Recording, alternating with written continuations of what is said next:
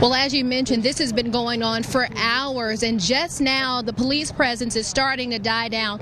If you remember, at 5 o'clock, there were police cars lining the streets. We're going to keep on walking so you can get a closer look inside to see what's going on out here. And as I mentioned before, they haven't taken the stage yet, but they're just a short minute away from that. Investigators are still on the scene trying to put this story together. Now, as of right now, they aren't listing what type of weapon was used in this crime, but when the tornado swept through, it completely lifted it off its foundation and blew everything that way. One jailer can take a look at about 50 inmates at one time, and they're going to sit up there at that podium, and they'll be able to look around the whole room. Now, we've gotten them to open up one of the jail cells for us, and I'm going to have Alan follow me in here.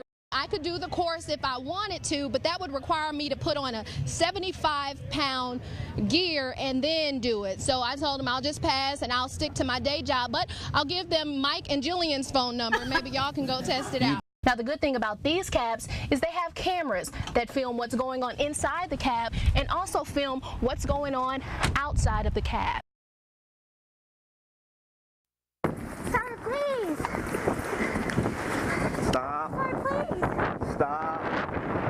This exchange was the climax of an encounter between White House police officer Sean Johnson and Melissa Bonnet. The incident started on this road as Bonnet was taking her daily morning walk. You need to stop running because I got to talk to you. That's where the debate begins. Was the officer doing his duty? So what are you running from me for? Or harassing this woman? You're scaring me. What did I do wrong?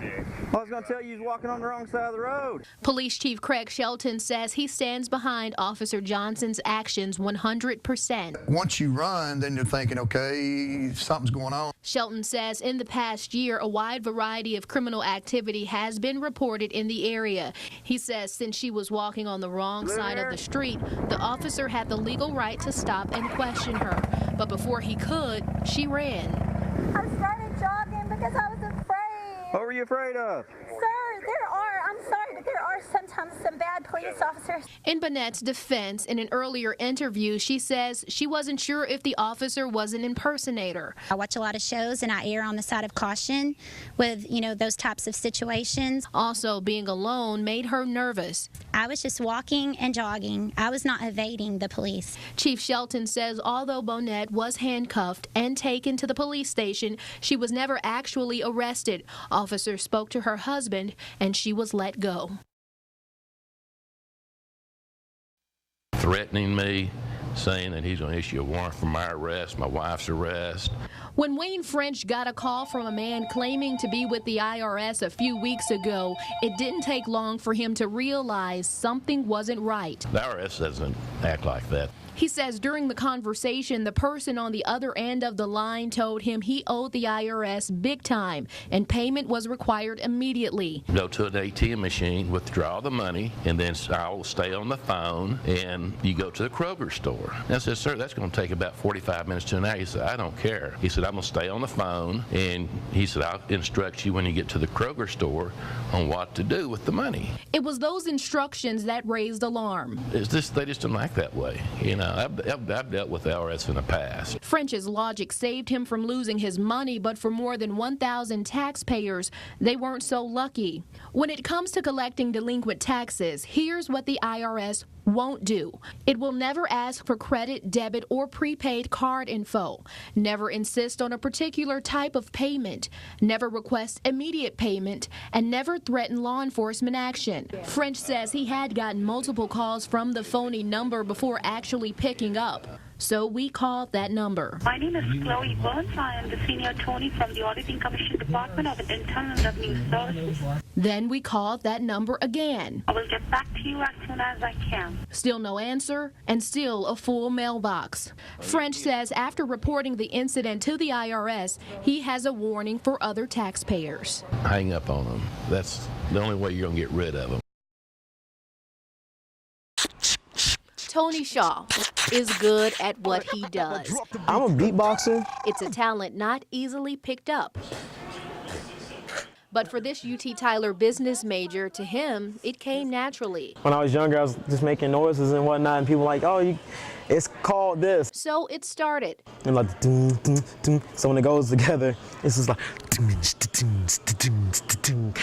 After performances on campus and talent shows, his skill was soon recognized in campus and East Texas news articles. Eventually, someone discovered this video of him on the Tyler Morning Telegraph's webpage. And I got a call, and I answered, and she's like, hey, this is such and such from America's Got Talent. I looked, was like, okay, stop. The popular show allows contestants to showcase their talents in a televised contest. Due to show rules, he can't say much about where he's at in the journey on the show. Yes, I auditioned and I enjoyed it, and it was a great experience.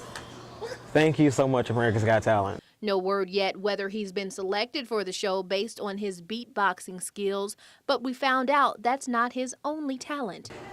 Dance and whatnot. I love anything that has to do with music and just movement. It may come as a surprise that this beatboxing dancing machine is a little shy, but when it's time to turn on the beat, he's ready for it and plans to show off just how talented he is. In Tyler, Katiera Winfrey, KYTX, CBS 19 News. Bruises and stitches mark Gary Buster's face. Even so, a smile can also be seen. We're going to heal up.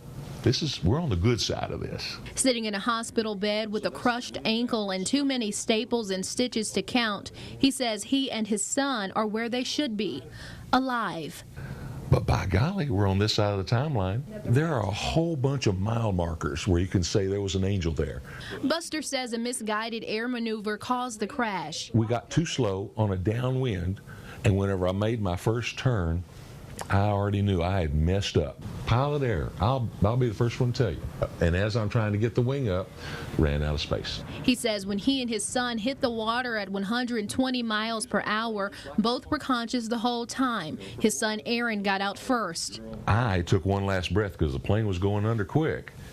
Took a breath and then unsnapped purposefully. Popped up to the top. By then, Good Samaritans were coming from every direction. The first threw down life jackets. The second helped them into a boat. Next, the people on a pier pulled them to shore, and EMS took over. I want to thank all the people that were in the right place at the right time.